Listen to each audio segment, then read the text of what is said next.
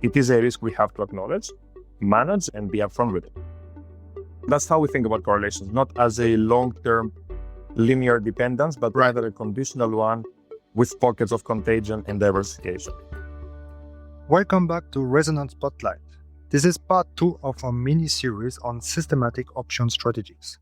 If you missed part 1 with Chris Miller on volatility trading, be sure to check it out. It lays a great foundation.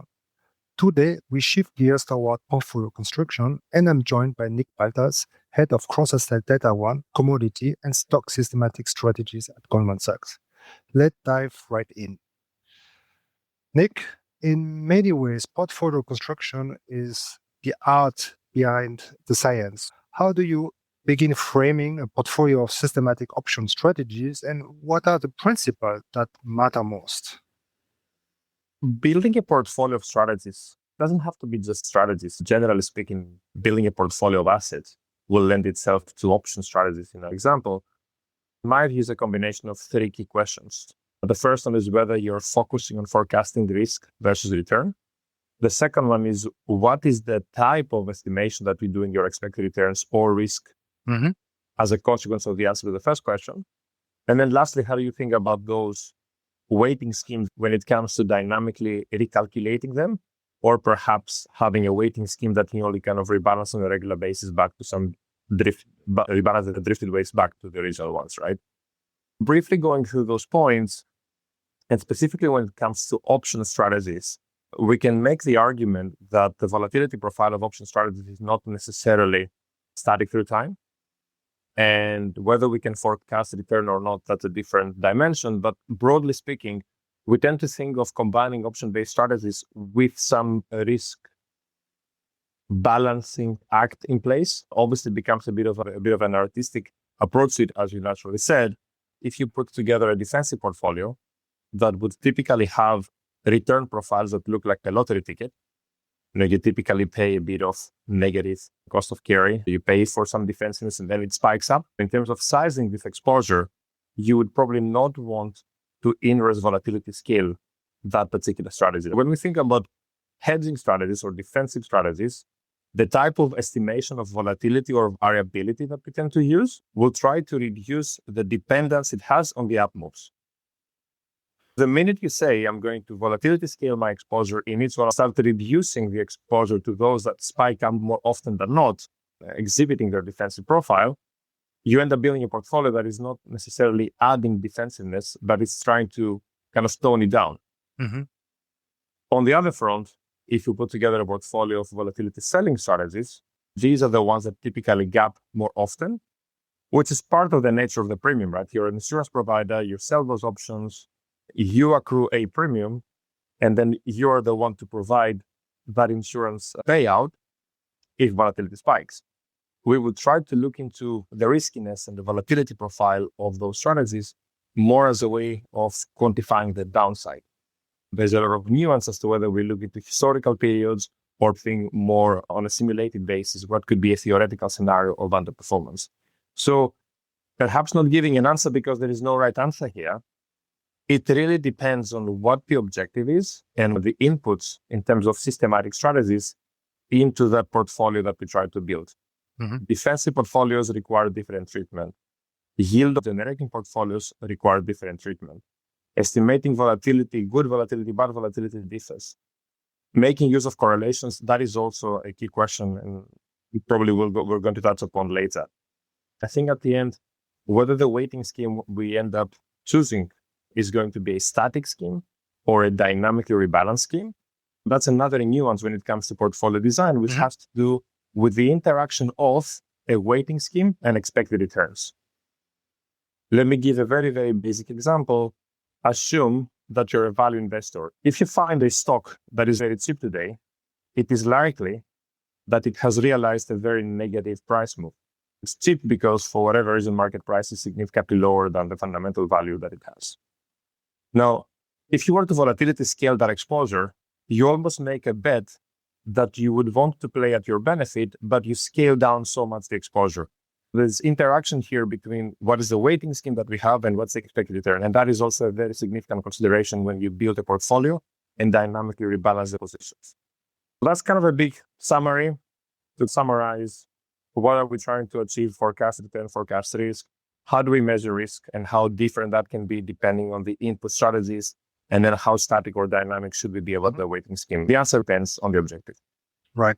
Thank you. We are going to talk a lot about correlation, but before that, talking about the risk versus return. Return are known to be really noisy. How much emphasis can we really place on forecasting return versus simply managing risk? For sure, the two are interconnected in a way. Obviously, when you do dynamic allocation, you want to allocate more to the better forecast return, or conversely, you want to reduce the exposure to whatever asset will become more volatile. We tend to believe that forecasting volatility, broadly speaking, is easier than returns. I don't, however, feel that from a portfolio construction standpoint, the key objective is to forecast volatility tomorrow, but it is rather to balance the risk as efficiently as possible, which embeds some form of implicit forecast on the risk.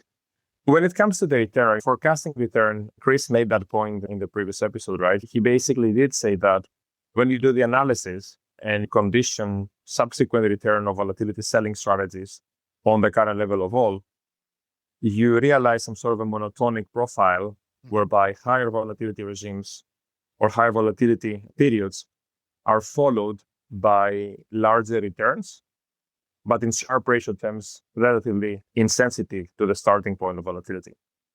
In other words, when the return seems to be higher, volatility would follow, making the prediction of one of the two a harder exercise. There are nuances for sure, which I'm sure we're going to discuss a bit later. If you were to ask me what is best to forecast, I think we can forecast return better cross-sectionally, and we can forecast it better on a time series. Okay, very interesting. Let's try to take now the topic of correlation, which is the beast in portfolio construction. So there's a time dimension, there's also a cross-sectional dimension. So starting naively from the naive point of view, correlation are the free lunch. But is there, first, is that the case? How do you approach things like clustering, dependency across asset and instruments? So correlation, as a statistical measure, correlation is only capturing linear dependence, right? And that's something that we should never forget. Maybe some people can remember when we used to do stats in grad school, taking a random variable, then squaring it and realizing that even though they're highly dependent, they're uncorrelated. The point I want to make here is that convexity that typically comes with volatility strategies at the margin can make correlation a less efficient measure of co-movement. So are correlations important? Of course they are. If you were to look at a higher degree of what correlations capture. Why are they important? Because they identify classes of risk. If you have three strategies, but two of them are replicas of each other, and you don't account for the fact that they are highly dependent to each other, you might end up realizing more risk that comes from both of them blowing up than what you should expect if you were to assume that they're orthogonal, right? Correlations are primarily important from a risk distribution standpoint. When we think about correlations for portfolios of option strategies, we tend to think of those correlations playing out in extreme market environments. The way we think correlations can be useful in asset allocation of portfolios of strategies is as a way to tilt risk budgets. If you have 10 strategies and somehow you assume that you're going to allocate equal risks between them, purely by making the statement that I want to have equal risk, you make an explicit assumption to adjust for those correlation dynamics, specifically when they realize in a tail scenario. It is not unlikely to argue that the correlation between some strategies is relatively low through time, but at times of stress, they become quite elevated. One of the ways that we would want to look into correlations when building portfolios is by identifying clusters and dependencies in tail scenarios. And that's not necessarily a market beta tail scenario. It can be a tail scenario for a single strategy itself. If a particular strategy fails or has a downside event that is quite excessive, but the other strategies in the portfolio can diversify that tail, that's a better statement to argue that this particular tail is causing other strategies to also experience a tail event. So we try to find centrality of risk and risk that becomes more contagious. And we also try to find pockets between strategies that diversify other tails. By that, you can end up scoring strategies on the basis of two things: how systemic their own tail is, and those two scores can start becoming now active risk budgets on how you allocate to the strategies. You really want something that doesn't cause contagion, and you want to reduce the exposure to the contagious funds, and you want more risk allocated to the strategies that diversify the tails.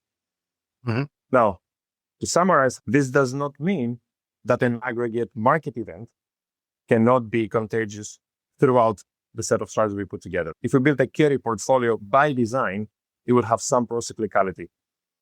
However good the hedging can be, or however good the macro hedge we put to it, it is a risk we have to acknowledge, manage, and be upfront with it.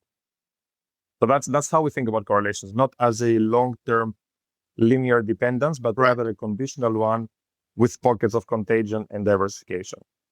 So especially in terms of correlation, sometimes things can move fast. You have time where you use correlation within a matter of day or weeks, changing, flipping side, possibly. At some time, things are very slow. So how do you play that? Do you think in terms of regimes? What's your approach to deal with these dynamics? So to a good extent, I think that relates to another point that Chris made in the previous episode, and this is more on the signal to noise. If correlation increases, and that is some sort of genuine signaling on the dependence between strategies, we cannot ignore. If it's, however, just a spike that otherwise should have been smoothed out, we should think of it more as a noise rather than signal. Now, how do we deal with those? In the presence of costs, the way we think about rebalancing and the way we think about responsiveness is a very different topic than assuming no costs. To a certain extent, being very reactive to correlation changes, even if it might come at a benefit, assuming that you just follow how the market is evolving, post costs, it might simply be an erosion of the alpha. We try to think of small or single day shocks. I want to call it noise, but specifically when you focus on global strategies and global markets being traded, there's an element of asynchronicity. So in this regard, if something happens in the US market that hasn't yet propagated into Japan, on that day, you might see a decoupling between those two markets because there's only news in the US that hasn't yet propagated in Japan. The asynchronicity now creates the noise. So ways of treating that is to say, well, we're not going to do daily estimation of correlations. We will probably smooth out some of the returns or maybe do weekly or 3-day correlations. So I guess to summarize, we try to think of correlations on a of noise to the extent possible basis. Right. But overreacting to them should not be done in the absence of cost considerations. Right. Thank you. We talk about correlation of vol strategy, but the reality for many investors is that investors often tend to integrate vol strategies alongside traditional factor exposure like value, momentum. You go about that. So personally, I think that option-based strategies either create an access vehicle enhancement that in itself relates to the carry principle, right? So carry, I'm sure are very much familiar with the concept of carry. Effectively, the return you can gain if there is no change in the market. So if the spot prices does not move or the term structures remain as such. In this fashion, the way we look into carry in option-based strategies is by selling options, delta hedging them, so reducing the spot impact. In this regard, it is no different to, for example, looking into it as a sleeve that can sit next to FX carry, which maybe utilizes FX forwards on a cross-sectional basis. You can make the argument that this relative value portfolio in the linear space should also try to minimize the dollar dependence in a cross-sectional fashion so the spot is reduced. So in that context, I tend to think of volatility selling strategies or maybe skew or maybe dispersion type of strategies as carry-oriented or carry flavors in a portfolio. Suffice to say that it's another sleeve that can sit alongside linear carry, for instance. And together, you can now have two types of carry investing or carry harvesting strategies. I can give another example, commodity curves. The commodity curves is the strategy built time spread portfolios that in themselves reduce the exposure of the dependence to each and every commodity while capturing curve dynamics. So all else being equal, you get the differential across the curves. So as a principle, volatility selling and skew and dispersion are carry sleeves. And we typically look into them as part of a carry engine. Mm-hmm. Value in itself, and depending as to how we define it, could be seen in some form as a carry sleeve. In reality, it generates returns because there is a spot contribution Mm-hmm. rather than minimizing the spot. So it can be seen as a reversion trade, it can be seen as a complement to momentum. Mm-hmm. So I would tend to think momentum and value more like the spot-driven components, whereas the carry sleeve in itself with different flavors is the carry component of that portfolio. So try to reduce spot. This is the carry engine. Focusing on spot moves, that's your momentum and reversion value trades, and then combining them perhaps on a multi-strat basis, you get an overall portfolio. Now, the second use case of option-based strategies is, as you already discussed with Chris, is this defensive nature, right? So even if we build those portfolios and we have momentum dynamics, spot-based dynamics, some carry dynamics, there is still some micro risk, which long volatility trades can help. Sometimes with the nuances of each strategy, sometimes more at the macro level as a complement to the overall portfolio. If the question is relating to how we put those sleeves together, this goes back to my first point. Hard to forecast returns with volatility scale, or we try to risk balance between them in some tail correlation aware basis. And the aggregation of the portfolio, we try to be very conscious of costs and whether costs are necessary to incur from dynamic allocation. Let's talk weighting. So static versus dynamic allocations. What does for you the trade-off, and when does each work best? Dynamic allocation basically says we have a short-term forecast of risk. But why would you overweight a particular strategy? Specifically when it's very dynamic? Because there is a short-term expected return, high confidence. Now, dynamic allocation or dynamic weighting between strategies as an allocation scheme, I see it in two flavors.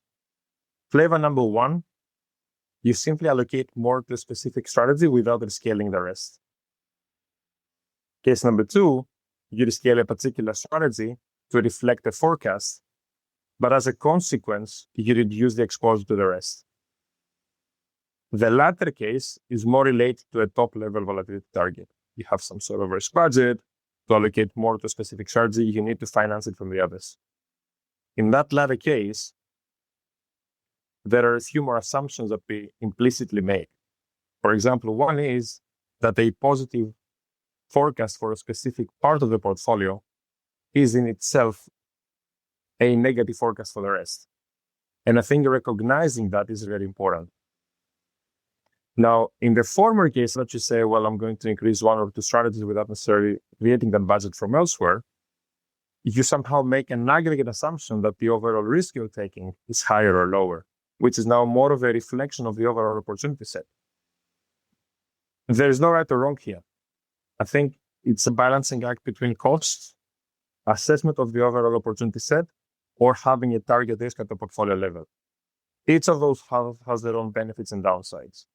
Now, a static allocation scheme at times can address some of the points that you made earlier on with regards to how sensitive can we be about the fast or slow correlation regimes, or how we think about the return forecast versus the risk forecast. So if you were to be dynamic, it seems you're doing some recalibration, right? There's nothing that can cause a dynamic rebalancing scheme than recalibration that in itself becomes dependent on noise, dependent on recent market dynamics. So these are the trade-offs, really. I cannot necessarily claim that one is better than the other. Specifically when we look into not portfolios of systematic strategies, but we focus on portfolios of assets, maybe digressing for a second the discussion, dynamic allocation schemes are much more prudent when you build an invariance portfolio of stocks or when you build a carry portfolio of FX forwards, it is this cross-sectionality, it is a relative prediction of return that requires a dynamic allocation scheme. At the portfolio level, it becomes a higher order exercise in terms of forecasting. And that's where I think a dynamic allocation should come in small increments up or down, rather than completely going in and out. Right. Thank you on that part. Related to dynamic versus static, when it comes to risk premia, what's your view on the classic and sometimes heated debate on timing the market versus time in the market? That's a cool one. So several years back, maybe like 6-7 years back, we did a report that was focusing specifically on this point. Let me start with a simple example. Let's assume you toss a coin and you expect that 5 times out of the 10, you'll get heads and 5 will be tails, right? So in that case, just by pure luck, you cannot perform by a tiny bit, maybe because you get heads for 6 times, right?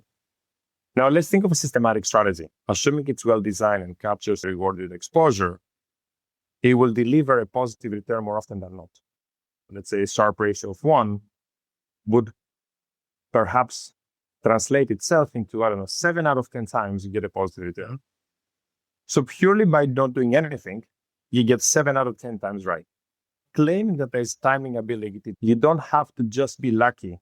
You need to foresee those 2 or 3 times that you'd get the tails and forecast that right. Therefore, the skill you need to go beyond the 70% or the 80% hit ratio is substantially higher than just random luck. That means timing the market, which is not now S&P 500, but it's rather selling volatility, that is typically a high Sharpe ratio strategy, it requires a timing element or a timing skill that is significantly higher than just luck, right? Which in itself suggests that staying invested more often than not will certainly reward you. Even more so, making a very active bet to say I'm out can in itself come at the expense of really losing this unconditional probability of getting it right. So timing the market is certainly on the higher end, the higher your Sharpe ratio in a strategy is. Now, that in itself does not necessarily mean that we should not be at the margin adding or subtracting. There are nuances specifically in terms of entering some of the volatility selling strategies that can be harvested, but with some nuance here, right? I think that there is value in that, and maybe it's a discussion on how we build a portfolio from a bottoms up and a top down. Maybe it's, to my earlier point, a univariate discussion rather than let me budget it with everything else, which will, of course, bring some costs to it. I think I'm more on the camp of time in the market with a nuance. I think it's hard to get out rather than finding ways of upsizing. I think the opportunity to upsize some of the volatility strategies is higher. I think that the exit, to me, is harder, specifically because the insurance premium you're getting paid is partly the reason why the downside is unpredictable. Right? It's almost like a vicious circle in a way. But that does not mean that there is no good entry point. So I think I'm on the camp of timing the market with a twist. That's how I see it. All right, thank you. Oh, point taken. I think taking a step back, this is a very controversial and debated topic. Thank you for your insight on that one. Taking a few steps back. So we asked Chris in part one, so now it's your turn. What's the biggest misconception you hear about systematic strategy in general and in the option space?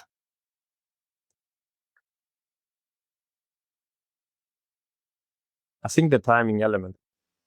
I'm not saying that I know the answer necessarily, but a misconception or maybe the overconfidence that sometimes we have is that it's tempting to argue that we can easily foresee the future.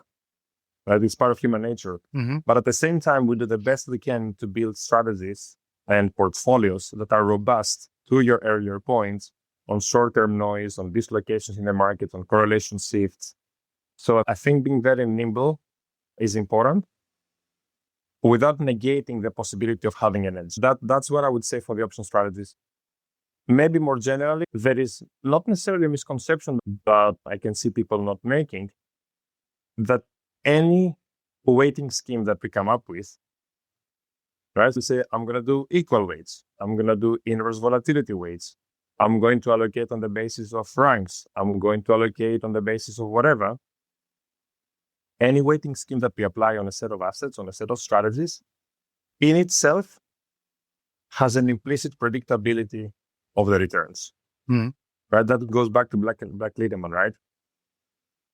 Any weighting scheme I make, I can reverse using the covariance structures and back out my implicit expected returns for the assets I'm combining. That in itself can be quite detrimental if we do not recognize it. I made the point earlier about value investing. Generalizing, the higher opportunities tend to come with high volatility. Scaling them will make them less of outperformers, even if your bets were right. So inverse volatility scaling is interacting negatively with the expected returns of your signal, whatever that signal is.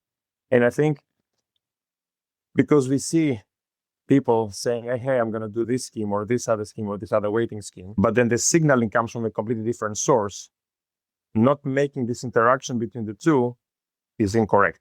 I'm not calling it a misconception. I'm just flagging it. Thank you. No, very interesting. Now, let's end with a few lighter reflective questions. And I've been waiting for that for the entire 2 episodes. I'm very curious to hear. Now, Chris, feel free to jump in. First one, but outside of markets, what you go to escape? Is anyone of you surfing, chess player, cycling? What's... Who starts now? Who starts? What's Chris or me? out? Yeah, I mean, aside from like the right answer of a family that keeps certainly very busy, right? The more interesting hobby.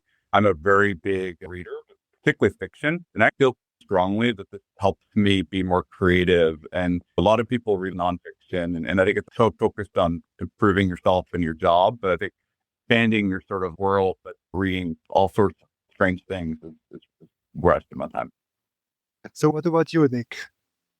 Certainly family takes a lot of our time, and we both have young kids. I would certainly be on the camp that Chris is. When I find a bit of time, I tend to run. It helps me kind of have a bit of time for myself. I love running. I always try to do as much as I can, specifically when I'm traveling. When it comes to reading, I'm also a reader, but contrary to Chris, I just read science stuff.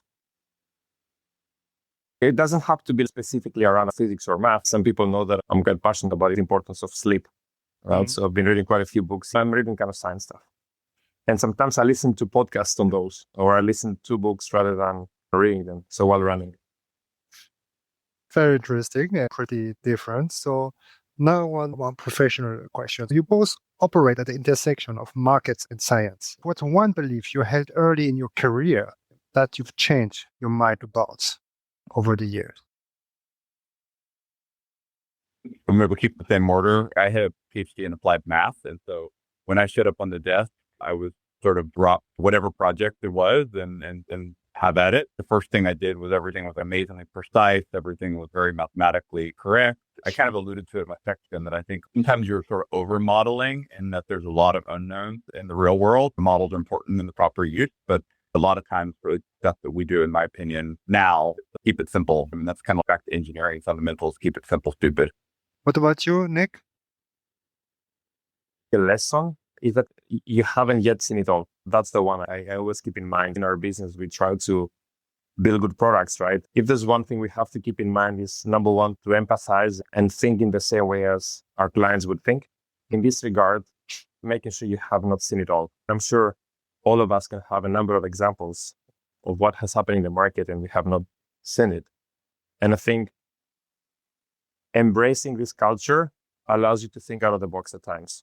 What can go wrong? But what can go wrong, not because I can expect it, but crazy things can happen. In the beginning of my career, I was more, okay, there's a path, there's a research process, we go from A to Z, and there's no wiggly part through. As you live through a few things that haven't happened in the past, and suddenly this time is different, there have been many times this time is different. And have you been able to foresee it? Part of the minimum to take a step back and acknowledge that it can happen. I think it's quite a good piece of advice. for our teams and our juniors.